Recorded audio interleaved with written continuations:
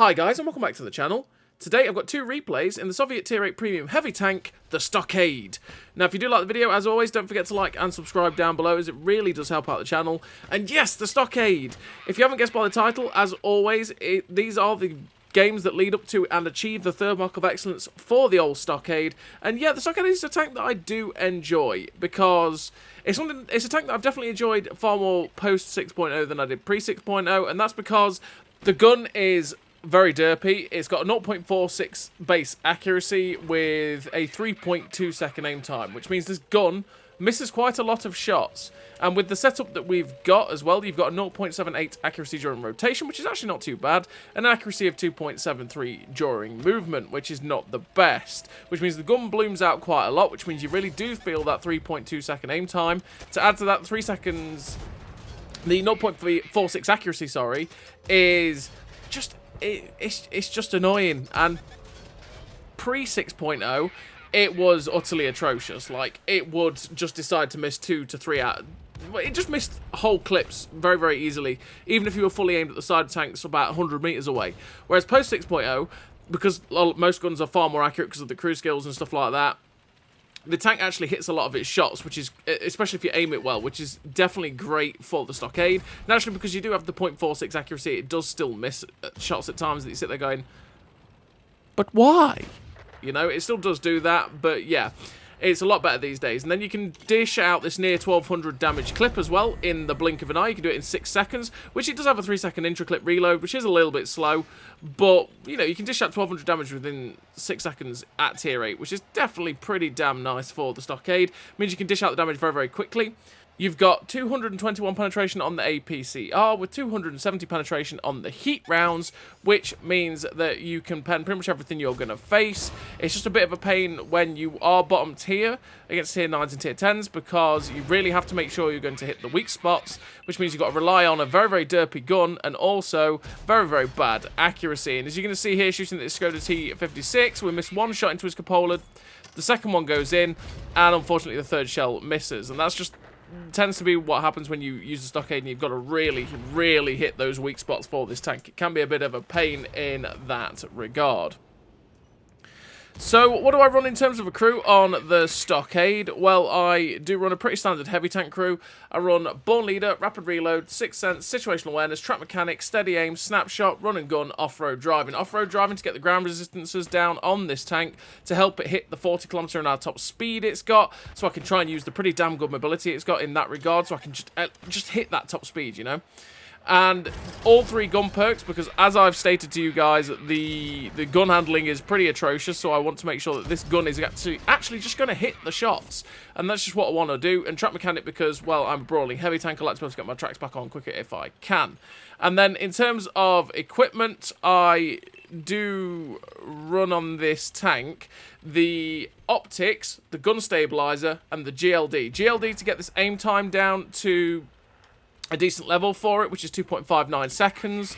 The optics to be able to get my view range up to 448 meters view range with the build that I've got, and the gun stabilizer yet again to try and make sure that this gun can actually hit shots, so that we can dish out the damage just like we've just done to that poor old Charlemagne there. And it's lucky we had heat loaded for that Charlemagne as well, because, well, if we had the standard rounds there, it would have been a right pain to be able to pen that guy. But yeah, this first game that we are in on Abbey has been a little bit awkward. We're now left alone on this flank. We've got 3.2k damage, and we've got a Bisonte directly in front of us. We had that Charlemagne coming round. I did think that the heavy tank was coming round after us with the Charlemagne, but actually it was the Bisonte who decided to flank round the other way. So we're now got 1 shell left, and I decided, okay, no, you know what? I need to just go for a full reload. I need a full clip loaded for when I get into the fight with these guys. So what we're going to do is we're going to make it look like I was going that way while I was spotted, and I decided, okay, you know what, now I'm going to turn about face, because if there's anything like the worst stuff spotted in our cap, or our spawn area, I should say, where our cap would normally be, and I thought if I go up that way and get spotted, I'm just going to die. So we've caught the Erlenberg out, so we get 1 shot into the Erlenberg, we get 2 in to shut him down, the Ragnarok gets a shot into us, and we go for the shot towards the turret of the Ragnarok, and sadly we missed that shot. We should have done far better with that aim there, but it was just poor aim. We ended up hitting the dirt. I was trying not to, you can see the visible rage as we try and we were trying to just not get hit by the Ragnarok and get a shot into him. But we're waiting on the reload. We should be able to at least get most of this guy's hit points off, and since it's a Ragnarok, it might get set on fire if we get lucky. So the clip's in, it's like, hello, Mr. Raggy. We're just going to try and get the shot in. He's doing absolutely everything to make sure that I miss, which is perfect from this Ragnarok, perfect play. And we get 2 out of 3 shots in, and there we go, we set it on fire. Imagine if we hadn't ricocheted that first shot. Then we get a T-34-3 up our backside, and it's like, oh, well, I may as well just charge at the Ragnarok to see if I can make him ricochet a shot. But sadly, the Ragnarok does not do that. It was perfect play from the Ragnarok, and just imagine if we'd actually penned that shot that ricocheted. We should have just charged and got him, but I was afraid of him doing exactly what just happened there. But we finished with 4 kills, 5.5k damage. The ace tanker, the high caliber, we were first on the MVP screen in a loss with 1,253 base XP. A pretty damn good game there for the Stockade in what turned out to be a pretty bad situation in the end. But we're on to the second replay, and the second replay is the game for which I will achieve the 3rd Mark of Excellence on this tank, and we are in the worst set of circumstances for the tank. It's Erlenberg, which is fairly long distance fighting, and it's tier 10, which, you know, it's not the best for the Stockade. It could be better. The only good thing is that if there is a bit of a brawl going to go off, it's going to be down here at D9. Because of the ranges that tend to get fought on this map as well, it can be a little bit painful for something like the Stockade, just because that poor 0.46 base accuracy is really not very good, and it really will decide to miss for you if you try and fire at a good distance, which is the way, obviously, it's meant to be, because it is a heavy tank, it's a brawling heavy tank. But with the, you know, it's a base 0.46 accuracy, sorry. And we have got it down to 0.37 accuracy, which is definitely a lot more accurate than the 0.46, but like I say, it does still like to miss shots. And the other problem that you do have with the Stockade, that is something that could become quite apparent, is that you don't have much ammunition, really. You only have 27 rounds of ammunition, which means that you can't really afford to miss too many shells. And once you start missing too many shells, it starts to get a bit painful. And there's situations in tier 10 games like this, where, especially when you're at range and 221 pen just ain't quite cutting it at the distance of what you're shooting at, it can be a bit annoying, because then you start wasting shells, and all of a sudden you can't really pen anything, you're going, oh, this is kind of awkward. So what's my goal here? I'm trying to blow off the track of that 705A, because I thought if I blow off his track and things start to pen it, bonus. Tracking assist. We'll take it, because obviously we're quite close to the 3rd Mark of Excellence in this game. We know it, and we want to finish it off. We want to get it going. So any sort of assistance is great. Naturally, remember, if you are going for Marks of Excellence, that tracking assist and spotting assist do not stack.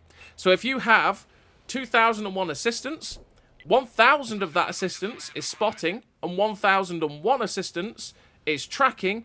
Only the 1,001 assistance will count towards your Mark of Excellence, which is kind of silly in my view, because realistically, all assistance should count towards a Mark of Excellence, because, well, you're helping out the team, right? That should count towards that mark. But yeah, if you end up with 2,001 assistance, you go, yes, that means I've got like 4k combined with that assistance, but 1,000 of that was tracking, then yeah, it's only gonna count 3,001 combined, essentially. So just watch out for that you have to really maximize what assist you're going for and decide. So like if I try that 705A, for example, and that 705A had got obliterated and given me 2k tracking assist, I probably would have then started going for tracks quite a lot in this game, as opposed to trying to spot the tanks a lot. Well, I probably would have spotted them, but then tried to track them at the same time, so I get tracking assist instead, so that I'm not overlapping my assistance and I'm still gaining towards my combines, right? But anyway, so far, this game is Erlenberg. It's being very Erlenbergy. It's been very Erlenbergy, and that is that we are sat on this ridge here. There's not much movement going off. They're pushing into slight positions over there towards our cap. Something is in our cap, and we're just having to be very, very patient. Naturally, being quite close to the 3rd Mark of Excellence, I don't want to push too aggressively too quickly. If you're in a tier 8 game, naturally you could push quite aggressively on this map and try and get some spotting, try and get yourselves into a more aggressive position to get some cheeky shots. But in a tier 10 lobby, where my health could just go boop, and I'm dead in an instant, you've got to be very, very careful. You've got to be very conservative with what you're doing. Does that mean you want a red line? No, because redlining means that you will be behind the team, and thus you end up not getting much damage out of redlining either. You want to be somewhere in between where you can be in a position to flex where you need to. So, unfortunately, we ended up bouncing on the Hydra, and the Hydra got deleted. Imagine if we just waited, again, patience, if we just waited an extra couple of seconds, we'd have had shots at that Hydra, but hey-ho. We were looking for shots towards the IS-7, we're not getting it. We get detected the moment we poke over, and at this point I'm thinking, oh, come on, this has just been a typical tier 8 in a tier 10 game. Come on, we just need to get some damage. Hello, Mr. T34 Black. Thank you very much for driving out. Looking for shots into that guy, but again, I'm thinking about my ammo at this point. But can we hit the top of that guy's roof? If we hit him in a certain spot, we could actually possibly go in. But with APCR loaded, it could be a little bit awkward. The E50M's in a position we might have been able to get a shot, but we couldn't. We snapped the shot towards the G-Saw, and sadly, that shot was poorly led, and thus we missed. But we go for the heat. We're going for the heat, number one, because of the IS-7. Number two, because if we get the roof of that T-34 Black, we could pen it. T-34 Black got shut down, so it doesn't matter. There's a Type 5 Heavy over there, though, which means the heat will be kind of handy, but there's a bit of a problem with heat against the Type 5 Heavy, and that is that if you hit the side, a lot of the side is big amounts of spaced armor, and the big amounts of spaced armor will just go, ha, lol, and absorb the heat shell, which is not great, right? It's not great. But we're on 803 damage, which is not what we want, but we see the Type 5. We can't see the shot into him. See the 705A. We're getting detected from somewhere, and I'm like, no, no, no, I don't want to get shot. Thank you. We see the T-57 Heavy, though. It's like, hello, Mr. T-57 Heavy. The first heat shell gets absorbed by a wall, and we're going to pull into a position to see if we can just get a cheeky shot into him if we can. So we're going to wait. We're going to pull into a position where it's easier to get the heat shell in. He pulls back into the perfect spot, and he still has his repair kit. I thought he would have used it, and sadly, the second shot misses. We've only got 12 shots left, and we're only on 1,800 combined, which, when we were doing this mark, it was about 3.3, I think it was, to get it to move. So we still need some more damage. We still need some more damage because we're still about 12 to 1,500 off of where we want to be to at least not even drop. And that's the damn sight problem of what we're in at the minute. So we spot the ISU-152K. Because of the situation we're in, I'm like, you know what? I'm just going to take a chance. We took the chance, we bounced the ISU, and we got 2 shells in, which is great. And I'll say because of just because of the situation we were in for damage, I just had to take the chance and try and get some damage squeezed in somewhere, even if it meant losing a lot of hit points. But we've realised, okay, we're reloading again. We've only got 4 shells left in this APCR clip, which is awkward because we've only got 3 shells. We've only got a 3-shell clip.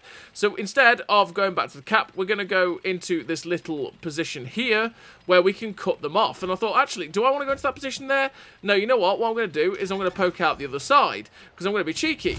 We end up finding that E4, who bounces, well, he tracks us and pens us, sorry. Luckily, the 705A misses, and our whole APCR clip, sorry, it wasn't heat, ricochets off the lower plate of the E4, and I was like, oh, well, that was a mistake.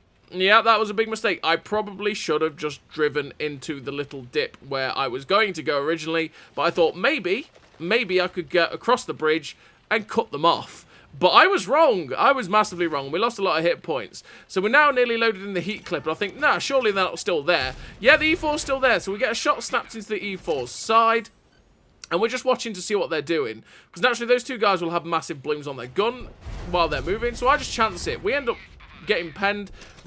Ricochet, or sorry, not Ricochet, but we get missed by the E4. So we take the chance and get the second shell of heat round in. That was a very, very risky move. And we did take some damage for it. But we got some of the damage we needed. We're now at a point where we're not going to drop. We're going to stay the same probably if we don't pen anything more. Which is good, because that means we can now take even more riskier chances. That was a stupid poke. We should never have poked that in realistic terms, because we were always going to lose hit points to those guys. We got very, very lucky that the ISU-152K didn't actually get shots into us as well. But hey-ho. Now we're moving into the dip, into this little break area that we should have moved into in the original position. The Type 5 Heavy's running away. We bounce off his side. We're looking for the shot into the butt because we're not actually going to pen the side with heat. He moves into a dodgy position and we end up finishing him off. I'm not sure what the Type 5 Heavy was trying. I think we just caught that guy out cold there. We've only got 4 shots left in the tank, though, which is a little bit awkward because there's still 5 guys left, which means there's not really, except for if I pick up some kills, much I can do to affect the game too much. Obviously, I mean, that's still 1,500 damage worth of clip potential, right? But it just means that if I miss shells, and there's still tier 10s in this game, it's going to get awkward. So we managed to get a shell in to shut down the 5100. The 705A gives us a shot. We shut down the 705A. Shells are being made to count.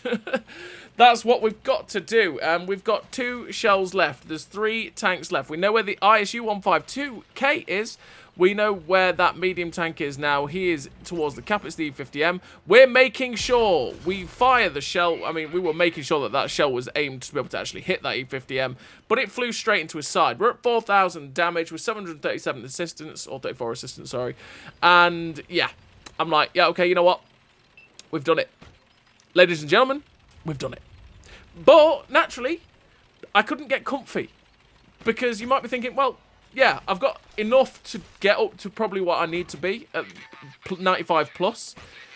But the MOE system is a little bit fickle at times and can just decide, you know what, you're at 94.99. So you really want to make sure that every little ickle bit of damage is squeezed out of a game. So I'm not content at this point. We've got 1 shell left, 1 shell and a dream. We were looking for the E50M, but we couldn't find the shot. The ISU 152K is in the open. We're making sure this shot is fully aimed, baby. And we put it straight into his back end. And he gets finished off by the E5. We finished the game with 4.4k damage, 767 assistance, a victory, 3 kills, let's say that 400.4k damage. The ace tanker, the 3rd mark of excellence, with 2,062 base XP and a really bad matchup for the tank, and fairly bad map for it with that sort of matchup. But we managed to make do with what we got dealt, and thus we managed to achieve the 3rd mark of excellence in a tank that I do enjoy in the Stockade Obj 703 Auto. It is definitely a fun tank. You've really got to make sure that you get this gun aimed in, though, otherwise it does like to miss. So as always, everybody, thank you very much for watching, and I'll see you next time.